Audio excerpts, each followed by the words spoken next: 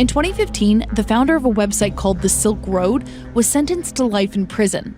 The billion-dollar black market site was once the premier online bazaar for drugs and other contraband, but it remained hidden from casual internet users for years because of something called the dark web. So what exactly is this dark side of the internet? If you think of the web like an iceberg, you've got the surface web up top. That's the internet you see and use every day.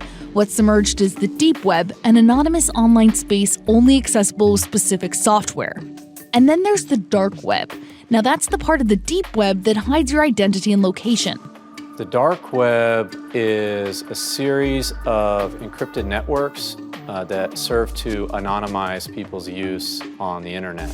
That's Matt Swensen. He's a special agent with the Department of Homeland Security, and his focus is on cybercrime. It's relatively easy for anyone to access this encrypted network. All it takes is downloading darknet software. The most common dark web networks that we encounter right now are Tor, I2P, and Freenet. Tor is by far and away the most popular. Tor stands for the Onion Routing Project. It was actually developed by the Navy for the government back in the mid-1990s, but it was open-sourced in 2004, and that's when it went public.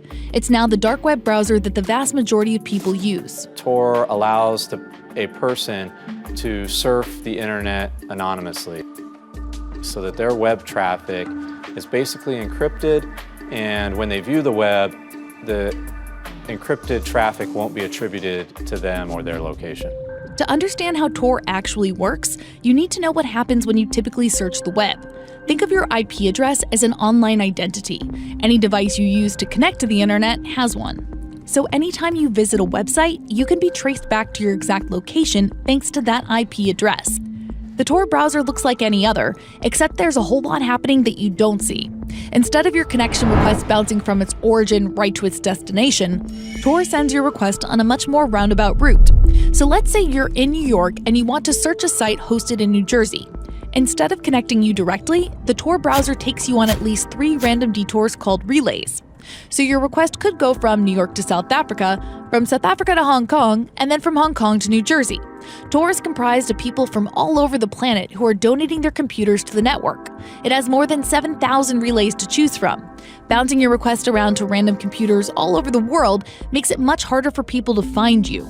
Software firm Hyperion Grey put together this map showing all 6,608 dark websites crawled during January 2018. Each screenshot is a site, and the content ranges from the nefarious to the noble. For some users, like journalists or whistleblowers, the dark web is just about identity protection, where individuals can share anonymous tips with the press on secure drop sites. But more often than not, it's tied to the world of cybercrime. Special agents like Swensen are looking for the kinds of users who want this full cloak of anonymity in order to mask their illegal activity. Putting a stop to this kind of crime has been described as a never-ending game of whack-a-mole for law enforcement. But even with the odds seemingly stacked against them, the anonymity of the dark web can sometimes play to the law's advantage. No ID and no location means you never really know who you're talking to.